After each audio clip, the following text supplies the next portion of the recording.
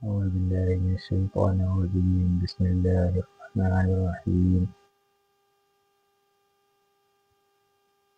رب اشرح لي صدري ويسر لي أمري واحلل عقدة من لساني يفقهوا قولي صدق الله العظيم. تھوڑا پریشانی آ رہی ہے یہاں پہ لائیو ہونے میں، اس کے لیے معذرت کے ساتھ آج پہلا ایپیسوڈ ترویج انفاق فی سبیل اللہ، یہ اس سے باقاعدہ آغاز سے قبل کچھ دو باتیں کرنا چاہوں گا. معزز سامعین و حضرات، یہ 2018 سے قبل کی یہ بات ہے، اور اس وقت والد صاحب کا انتقال ہو چکا تھا، اور میں ریسرچ اپنی جو ہے وہ جاری رکھے ہوئے تھا. جہاں ریسرچ میری چھٹی تھی اسی پہ ہم نے جاری رکھا آگے ریسرچ کو والد صاحب کے انتقال کے بعد بھی، اور الحمدللہ کچھ چیزیں ان کے انتقال کے بعد ہم کو سمجھ میں آئیں. یہ ان میں سے یہ ایک چیز ہے، اس کو انشاءاللہ کئی قسطوں میں میں آپ تک آپ کے سامنے لانے کی کوشش کروں گا. لیکن اس سے پہلے ایک چیز یہ میں عرض کرنا چاہوں گا کہ کوئی بھی معاملہ جو ہے وہ یہاں سے جب یہاں سے انسان جو ہے وہ اس کو فیل کرے اور اس کو سنے اور سمجھے، تب بات جو ہے وہ بنتی ہے، تب وہ حق بھی اس کو جو ہے وہ سمجھ میں آتا ہے. جب یہاں سے نہ سنا جائے، صرف یہ کان سے سنا جائے، تو اس کو حق بھی سمجھ میں نہیں آتا. اور اس کی سب سے بڑی وجہ جو ہوتی ہے، دیکھیے ایک چیز ہے، دنیا کا آغاز جو ہوا اور دنیا میں انسانی زندگی کا آغاز جو ہوا، اس کی ابتدا ہی جو ہے وہ نافرمانی ہے اور تکبر ہے. اس کو ہم لوگ بہت ہلکے میں اس چیز کو لیتے ہیں، اور تکبر کو تو ہم لوگ جو ہے وہ کفر سمجھتے ہی نہیں ہیں، جبکہ تکبر ہوئی تو اصل کفر ہے. بھائی ابلیس جو ہے وہ کیا خدا کی عبادت نہیں کرتا؟ وہ تو اتنی اس نے عبادت کی، انسانوں سے کتنی زیادہ عبادت کی اس نے، لیکن وہ راندہ درگاہ کیوں ہوا؟ اسی تکبر کی وجہ سے تو ہوا ہے نا. اللہ سے اس نے کیا کہا؟ جب آدم کہا، اللہ تبارک نے حکم دیا کہ جاؤ سجدہ کرو آدم کو، تو سب نے سجدہ کر لیا، ملائک بھی سجدے میں گر پڑے، لیکن وہ نہیں مانا. اس نے کہا کہ ہم تو بھائی، جب اللہ نے دلیل مانگی تو اس نے کیا دلچسپ دلیل دی؟ اس نے کہا کہ آپ نے ان کو مٹی سے پیدا کیا اور ہم کو جو ہے وہ آگ سے پیدا کیا ہے، ہم کیسے ان کو سجدہ کر لیں؟ ہم ہیں، ہم بڑے ہیں. تو یہ ساری باتیں کرنے سے پہلے سب سے جہاں سے دنیا میں انسانی زندگی کا آغاز ہوا، انسانیت کی ابتدا ہوئی انسانی زندگی کی، جس وجہ سے اس کو سب سے پہلے میں ڈسکس کرنا چاہوں گا کہ دیکھیے، اگر کوئی حق بات بھی کہے اور اس کو تکبر کے ساتھ جو ہے وہ لیا جائے کہ ارے یہ کیا جانے، ہم ہیں، یہ کیا بتا رہے ہیں، 4 دن کے لڑکے ہیں، ابھی جو ہے ان کے تو سر پہ ٹوپی بھی نہیں ہے، ان کے جو یہ ہے اور وہ ہے، پینٹ شرٹ پہن کے گھومتے ہیں یہاں. تو یہ سب چیزیں جب دیکھی جاتی ہیں معاشرے میں تو پھر وہاں پہ اصلاح نہیں ہو سکتی. اصل دیکھیے، آدمی انسان جو بات کہہ رہا ہے وہ جو ہے وہ کس بنیاد پہ کہہ رہا ہے. اگر بنیاد اس کی صحیح ہے، دمداری سے کہہ رہا ہے اپنی بات، اس کو سمجھیے، ریسرچ کریے، کتابوں میں جھگڑیے مت، سنیے اور کتابوں میں ریسرچ کریے، آپ کو مل جائے گی یہ چیز. تو پہلی چیز یہ ہے کہ تکبر، کسی بھی بات میں تکبر نہ آنا چاہیے. تکبر ہمارے اندر بھی نہ آنا چاہیے کہ ہم کو بہت علم حاصل ہو گیا، بہت زیادہ علم ہم کو مل گیا، ہمارے اتنا کوئی بڑا عالم ہے ہی نہیں. نہ سننے والا یہ کرے کہ ہم مانیں گے نہیں اس کی بات، چاہے جتنا صحیح بات کہے یہ. تو جب تکبر آ جاتا ہے میرے بھائی تو وہاں پہ سارا سب کچھ برباد ہو جاتا ہے.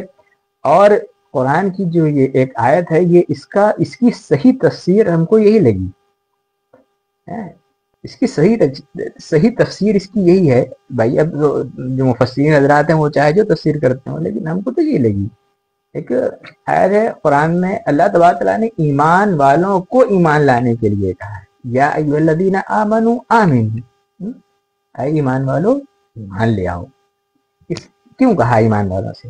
اسی لیے کہا بھائی ظاہری طور سے ابلیس سے بڑا اس وقت ایمان والا کون تھا کہ فرشتے بھی اس کے آگے جو ہے وہ سر جھکاتے تھے احترام میں، عزت اور احترام سے.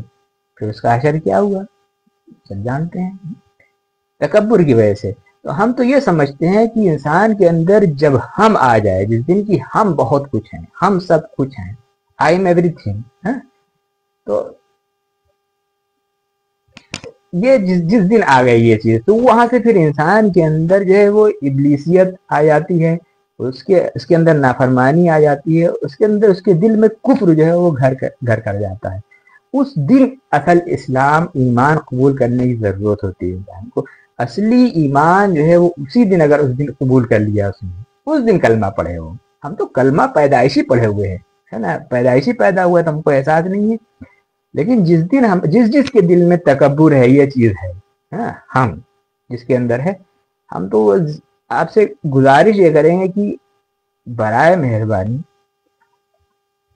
اس قرآن کی آیت پہ عمل کرتے ہوئے یا ایھا الذین آمنوا آمنوا، قرآن کا حکم ہے یہ، ہمارا نہیں ہے، ہم نہیں کہہ رہے ہیں. قرآن کہہ رہا ہے کہ یا ایھا الذین آمنوا آمنوا، تو اے ایمان والو ایمان لے آؤ، ایک بار کلمہ پڑھ لو. اشہد ان لا الہ الا اللہ واشہد ان محمدا عبدہ ورسولہ.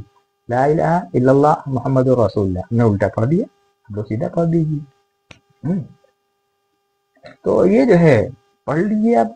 بھائی ہم تو اپنی ذات کو سنیوں سے یا شیعوں سے یا ہندوؤں سے یا جو ہے وہ دیگر کسی مذاہب سے خاص کسی سے نہیں کرتے کہ کسی سے ہماری باتیں خاص ہوں. یہ کامن باتیں جو میں اب کہوں گا انشاءاللہ وہ سارے مذاہب میں وہ چیز ہم نے اس پہ جو ریسرچ کی ہے وہ کامن جو چیزیں ہیں سارے مذاہب میں. تعالوا الی کلمۃ سواء بیننا وبینکم کی روشنی ہے. جو چیزیں تمام مذاہب میں کامن ہیں اسی میں سے ایک چیز عشر ہے. عشر جو ہے وہ کامن ہے، سارے آسمانی مذاہب میں عشر کامن ہے. تو ترویج انفاق فی سبیل اللہ کا آغاز انشاءاللہ عشر سے کروں گا. اور اس سے قبل کی یہ چند باتیں تھیں جو ہم کو کرنا تھیں. اور ایک چیز اس میں جو ہے ہم جو ہے وہ آج کے لیے یہ بات جلدی دو بات کر دیں. پہلی چیز تو یہ ہے کہ عشر جو ہے خمس، عشر اور زکوٰۃ جو ہم نے جو ریسرچ کی اور ہماری ریسرچ کے اعتبار سے یہ تین جو ہے مدیں، یہ تین مدیں خلط ملط ہیں آپس میں.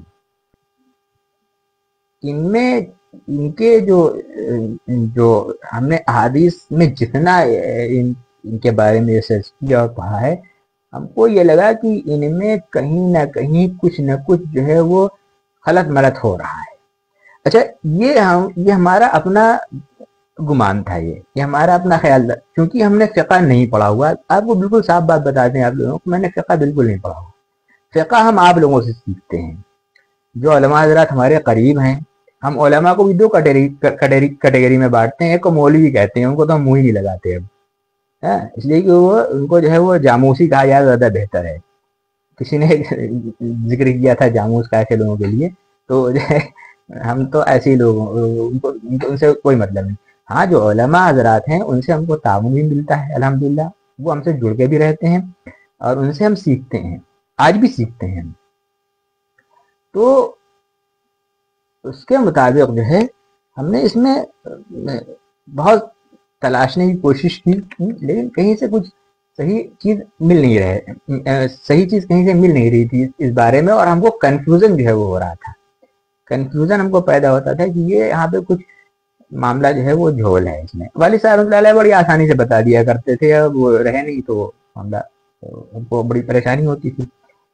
پھر ایک دن موقع ایسا ہوا کہ ہم ایک بک پڑھ رہے تھے، وہ امام طحاوی، امام طحاوی ایک بہت بڑے عالم گزرے ہیں، اور یہ غالباً یہ پہلے جو ہے وہ شوافع میں سے تھے، شافعی عالم تھے، اور پھر اس کے بعد انہوں نے جو ہے وہ حناف فقہ حنفیہ جو ہے وہ انہوں نے اختیار کر لیا تھا۔ تو فقہ جو ہے ہم نے تو پڑھی نہیں ہے، اس وجہ سے ہم کو جو ہے وہ پوچھنا پڑتا ہے علماء سے، آپ حضرات سے، اور حدیثوں میں اور قرآن اور حدیث کے اعتبار سے ہم کو اس میں جو ہے وہ کنٹرڈکشن لگ رہا تھا، ٹکراؤ پیدا ہو رہا تھا، حدیثوں میں بھی ٹکراؤ پیدا لگ رہا تھا۔ وہ جو باتیں زکوٰۃ کے لیے کہ گئی ہیں وہی سیم چیزیں عشر میں آتی ہیں، کہیں عشر والی چیزیں جو ہیں وہ خمس میں آ جاتی ہیں، اور سب اسی طرح ہو رہا تھا۔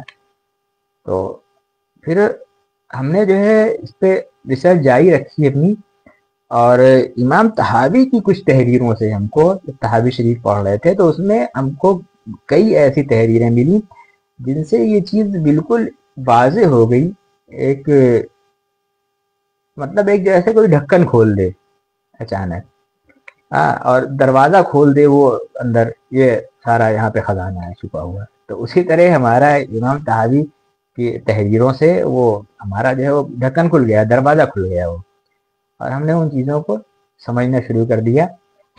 اس طرح سے یہ ہم کو اس نظریے، ہم کو اپنے ہی اس نظریے کو تقویت ملی کہ اس میں جو ہے وہ کنٹراڈکشن ہو رہا ہے، ٹکراؤ ہو رہا ہے ان تینوں میں۔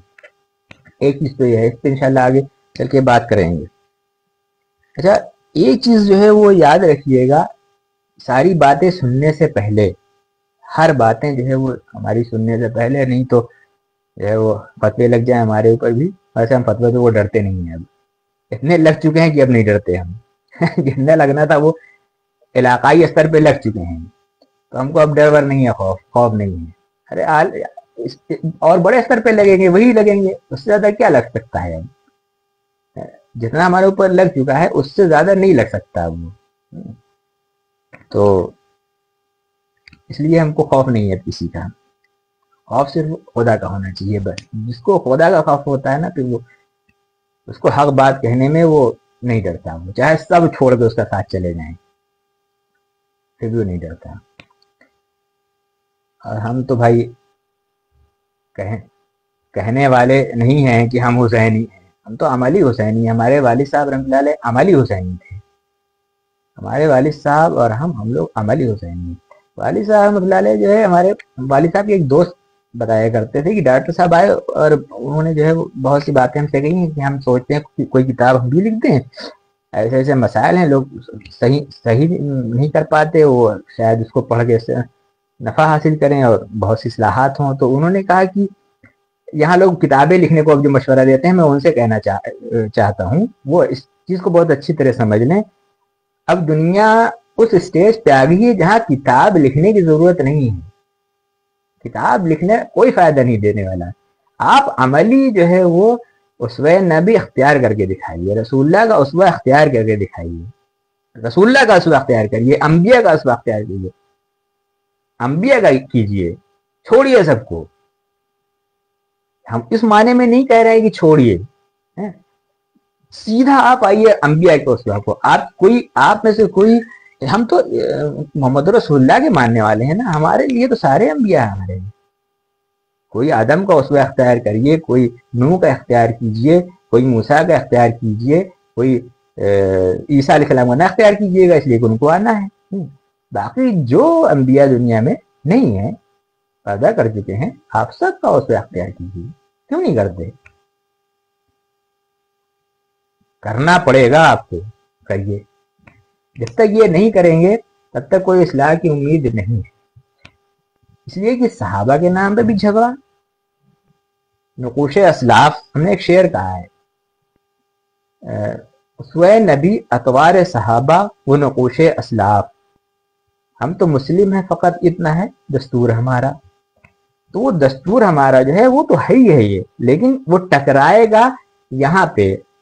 نقوش اسلاف بھی ٹکرائیں گے، اطوار صحابہ بھی ٹکرائے گا، لیکن جب انبیاء کی ذات کو لے کے چلیں گے تو کوئی ٹکراؤ نہیں ہوگا.